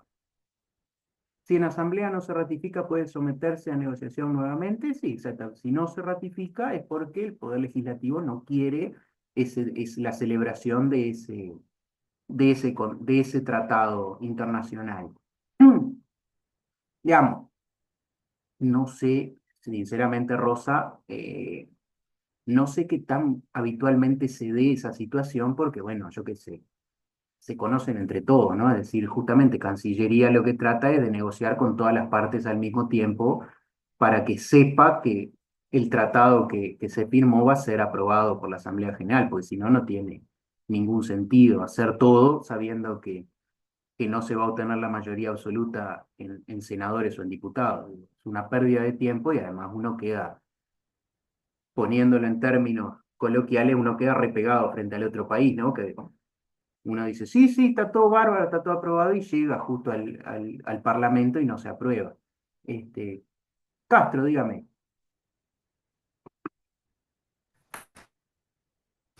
No, tenemos un caso ahora reciente el acuerdo con la Unión Europea, que el tratado se llevó ahora a los países para discutir en cada uno si están de acuerdo o no con el tratado. Ahí va, podría ser un ejemplo, el acuerdo entre bloques, podría ser un ejemplo, sí. Creo que no ningún país, capaz que usted Castro lo sabe, creo que ningún país del Mercosur lo bloqueó, creo que está bloqueado en países de la Unión Europea mismo. Francia era el que más sabía, pero no sé si hay algún otro. Francia, Italia estaba juntando ahí a algunos más y no sé si se sumó a un país más, pero lo que estaban más trancando era Francia, Italia bueno, estaban buscando algún aliado más. Claro, sí, el problema ahí es un problema no tanto ideológico o cuestión por el estilo, sino es un problema económico, ¿no? En un tratado de libre comercio puede beneficiar como todo, ¿no? Algunos sale beneficiado y algunos sale perjudicado. En ese acuerdo, quienes entienden que salen perjudicados son los que se dedican a los bienes agropecuarios, sobre todo en Francia y como decía usted, Castro, en Italia, que entienden que los productos latinoamericanos, del Mercosur, ¿no? Sudamericanos, podrían llegar a ser más baratos y sería una competencia desleal, etcétera, y bueno, hablan de las cuestiones ambientales y demás, ¿no? De las certificaciones ambientales y alguna otra cuestión más que digamos, encarecería la producción en Europa y no la encarecería tanto en Sudamérica.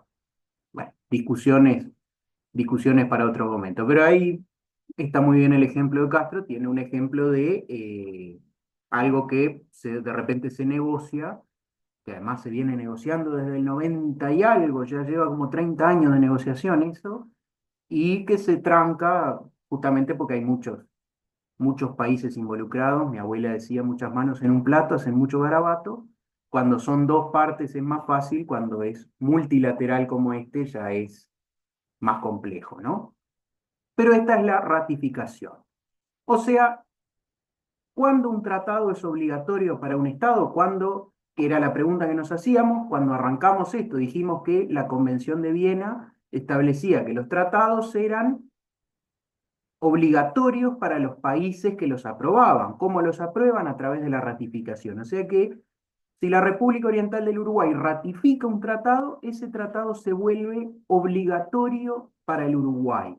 Y Uruguay ha ratificado muchos tratados en materia de derechos humanos.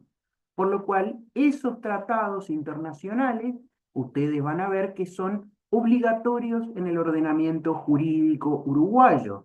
El Pacto de San José de Costa Rica, por ejemplo, es un tratado que fue ratificado por el Uruguay y por ende es obligatorio en el territorio de la República Oriental del Uruguay. Obliga al Estado uruguayo. ¿Qué significa eso? Obliga al Poder Ejecutivo a cumplirlo y obliga al Poder Judicial a utilizarlo en sus sentencias y a basarse en ese texto en sus sentencias. Forma parte del ordenamiento jurídico. O sea que no hay ninguna diferencia entre la ley, no sé, yo qué sé, no sé, la ley que a ustedes se les ocurra, ahora que está de moda las elecciones municipales, entre la ley 18567, que crea los municipios, y la ratificación del Pacto de San José de Costa Rica, no hay diferencias. Las dos integran el ordenamiento jurídico uruguayo. Después podemos debatir duro y parejo acerca de cuál tiene más rango, si la ley que reconoce al Pacto de San José de Costa Rica o la ley que crea los municipios.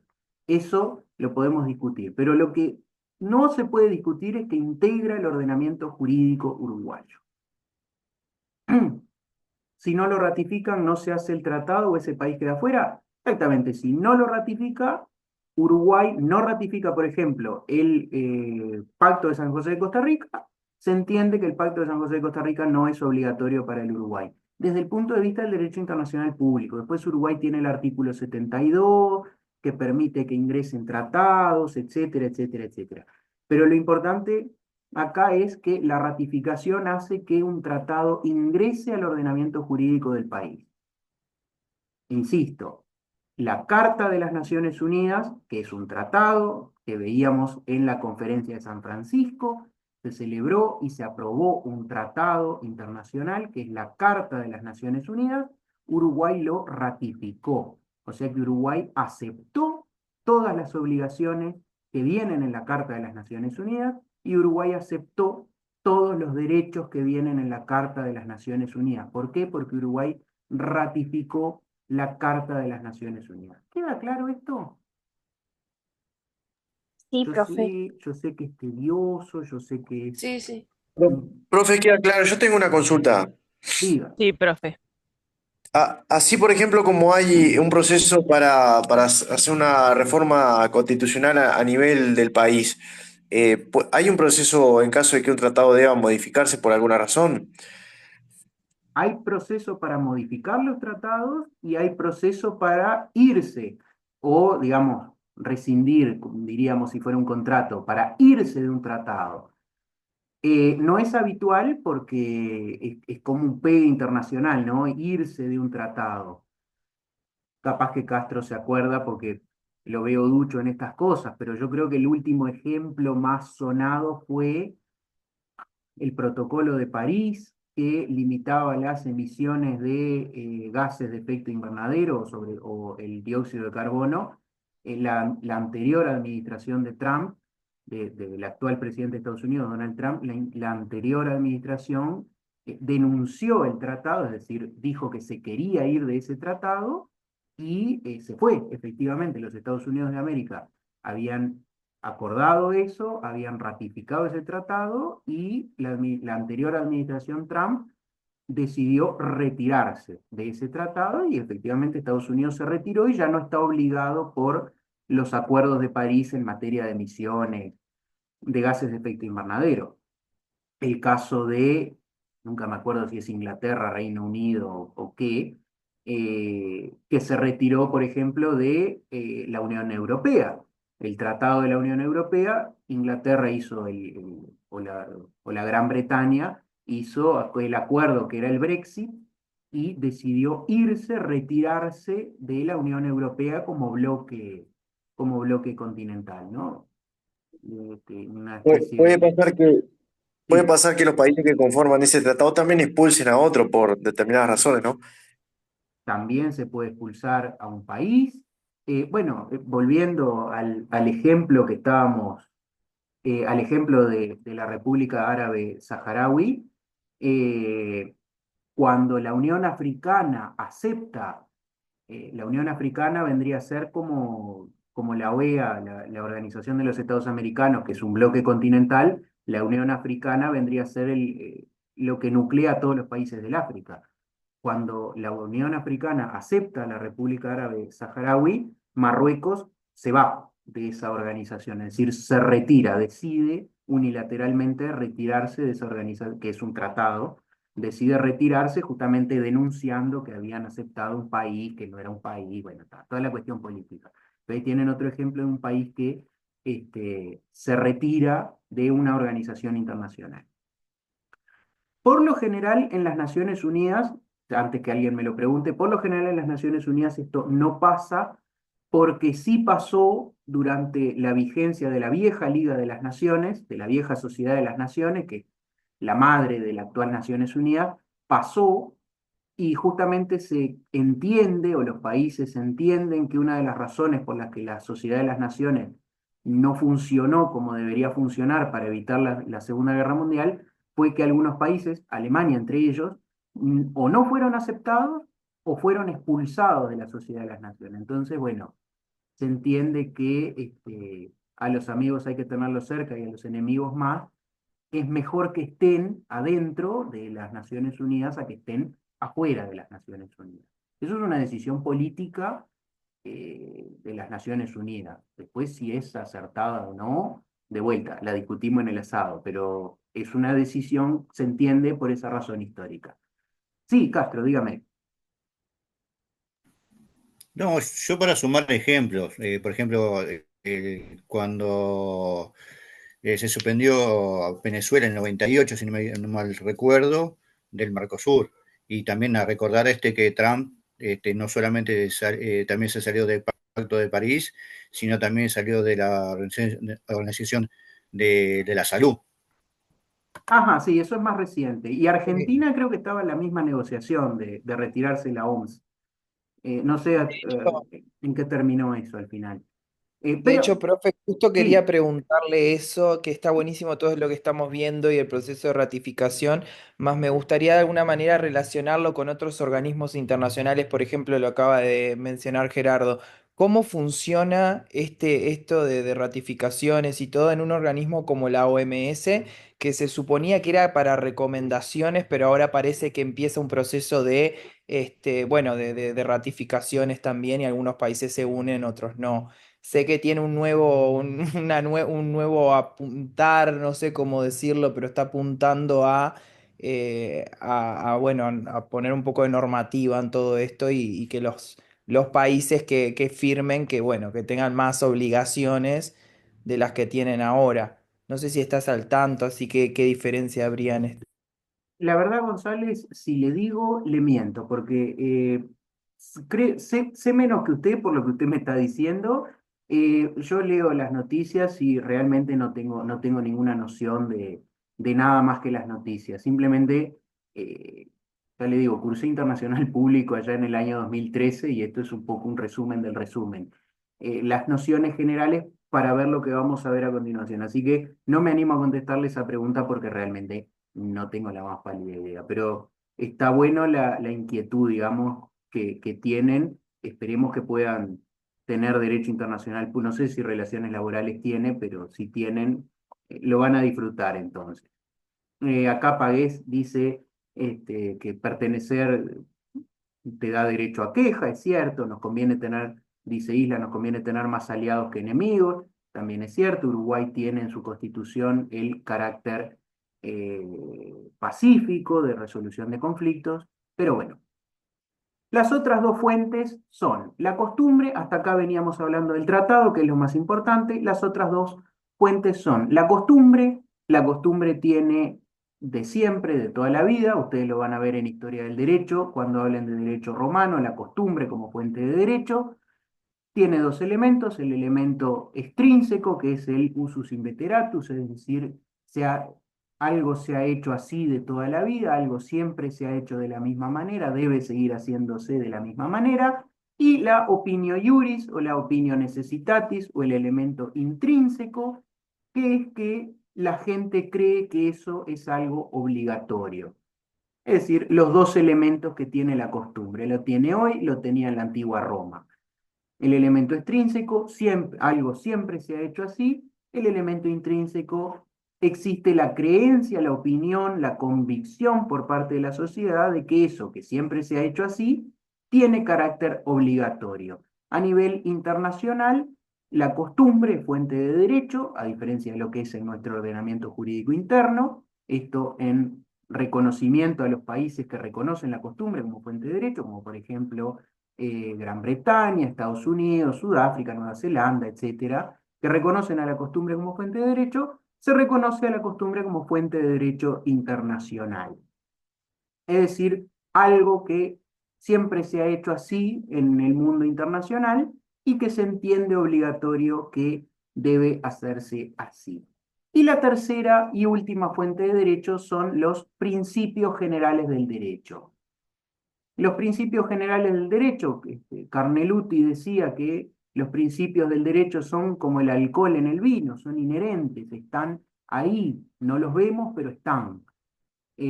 Por ejemplo, algunos principios generales del derecho. Se debe reparar el daño causado. Todo aquel que produce un daño tiene la obligación de repararlo.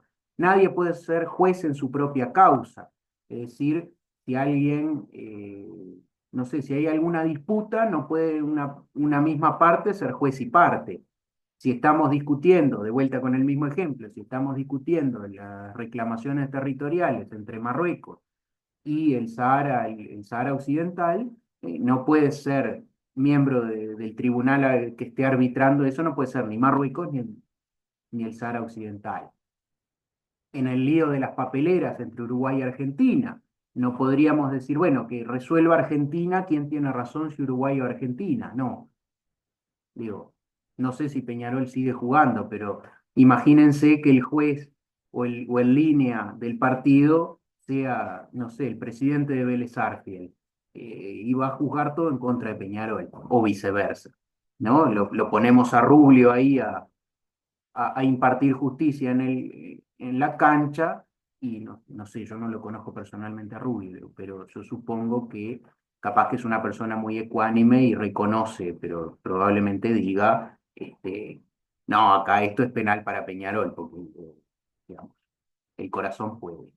No le voy a dar la palabra a Menini porque quiero llegar a algo y me queda poco tiempo, porque esta es la pregunta de parcial y de examen que siempre hacemos. Nadie puede beneficiarse de su propia culpa. Si mi abuelo me puso en el testamento y yo voy y le pego un tiro a mi abuelo, no puedo beneficiarme de la propia culpa, ¿no? Estos son los principios generales del derecho, también son fuente del derecho internacional. Y acá esto, como dice Isla, atentos, atentos, suena la sirena del diario El Día para que todos estén atentos. La Declaración Universal de los Derechos Humanos, ¿es o no es obligatoria? Y acá a esto es 2 horas hablando para llegar a esto. Tanto remar para morir en la orilla. La pregunta es, ¿qué valor o qué fuerza tiene la Declaración Universal de los Derechos Humanos? Como su nombre lo indica, la declaración es una declaración.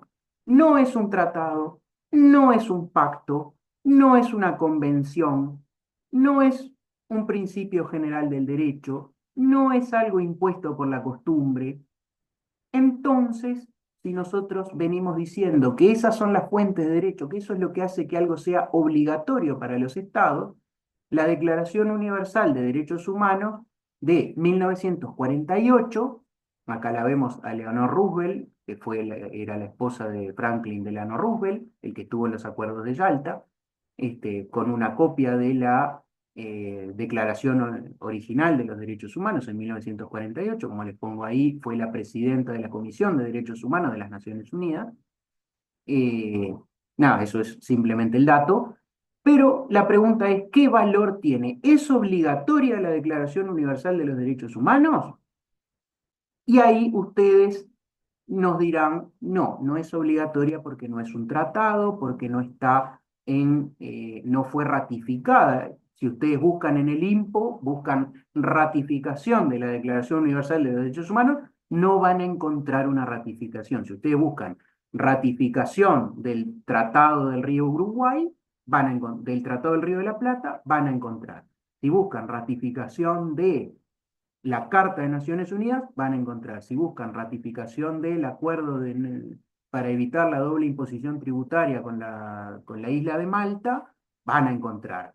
Pero si ustedes buscan ratificación de la Declaración Universal de los Derechos Humanos, no van a encontrar. Y acá Cardoso dice, no, no es obligatoria. Y acá dice González, tiene carácter vinculante para los estados que forman parte o lo ratificaron, pero no hay ratificación de la Declaración Universal de Derechos Humanos. Entonces, ¿es obligatoria o no?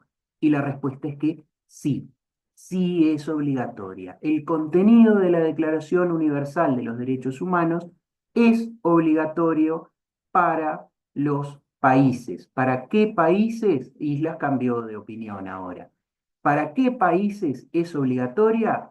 Para aquellos países que sí hayan ratificado la Carta de las Naciones Unidas. Porque si ustedes se acuerdan, la Convención de Viena sobre Derecho de los Tratados decía, a ver si llegamos, a ver si llegamos hoy además. Ay, qué atrás que me quedó. Tendría que haberlo copiado de vuelta para verlo de nuevo. Pero si ustedes recuerdan, se entiende por tratado un acuerdo internacional celebrado por escrito ya conste en un instrumento único o en dos o más instrumentos conexos. ¿Qué significa esto? La Declaración Universal de los Derechos Humanos integra como instrumento conexo, es decir, como agregado, como endosado, como adherido, como conexo, como anexo, integra la Carta de las Naciones Unidas. O sea que si un país aprueba y ratifica la Carta de las Naciones Unidas, que es un requisito para entrar a la Organización de las Naciones Unidas, si uno no ratifica la Carta de las Naciones Unidas, no puede entrar a ese selecto club de países que es las Naciones Unidas, y a todos nos conviene estar en las Naciones Unidas. Si uno ratifica esa carta, se entiende, se interpreta que también está ratificando de Yapa, digamos, como agregado, como anexo, como conexo, la Declaración Universal de los Derechos Humanos. Entonces, si ustedes dicen la Declaración Universal de Derechos Humanos es un tratado, está mal, porque no es un tratado, no pasó por todo ese proceso, no fue discutido, no fue aprobado por el Poder Ejecutivo, no fue ratificado.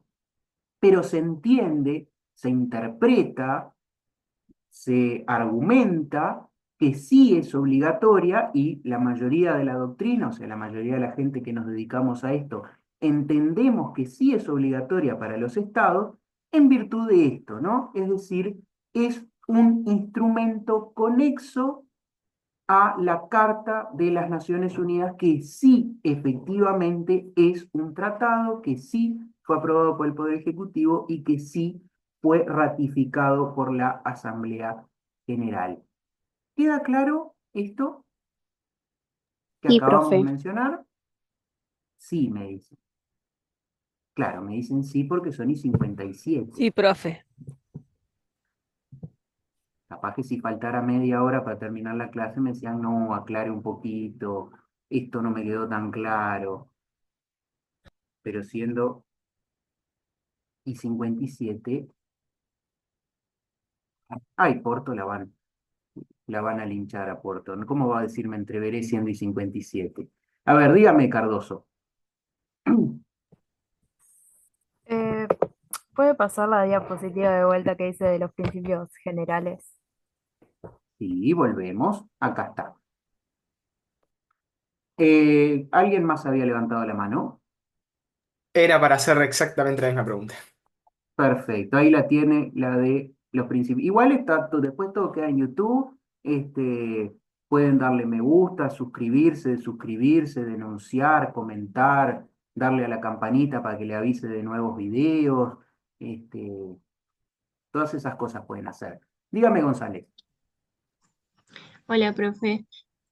La respuesta que yo le di de que tiene carácter vinculante para los estados que forman parte o lo ratificaron, tendría que como aclarar que ratificaron la carta, ¿no? O estaría Exactamente. incompleta.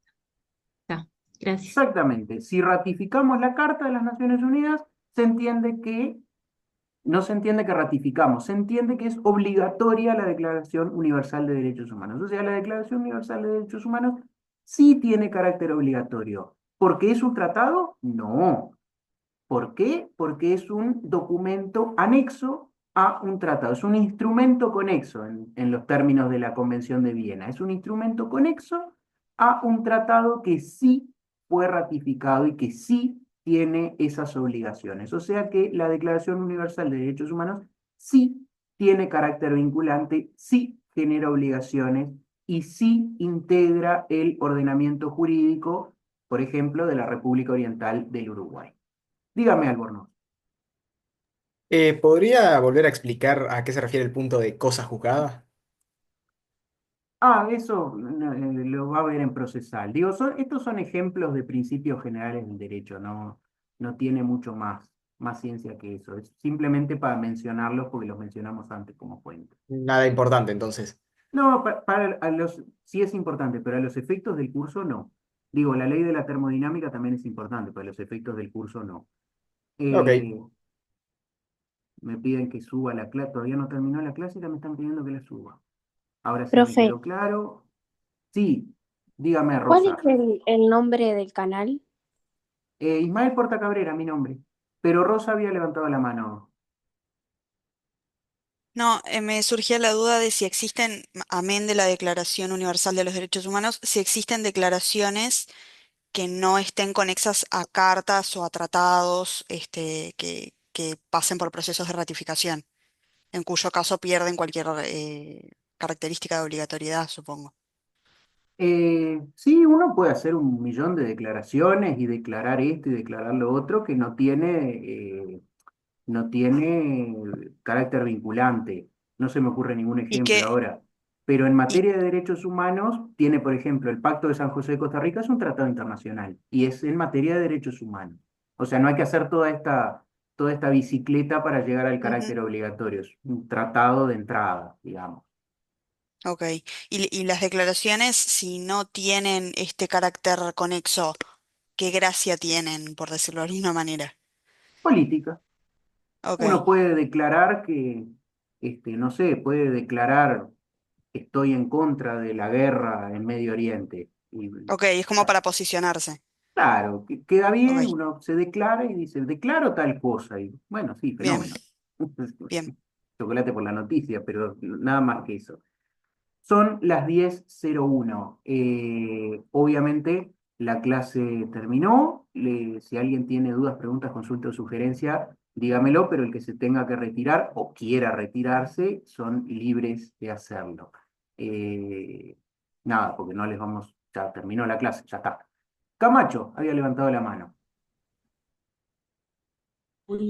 Sí, profe, yo que le quería hacer una consulta, porque incluso me escribieron de Eva, por eso como ya terminó la clase le puedo hacer esto, preguntar.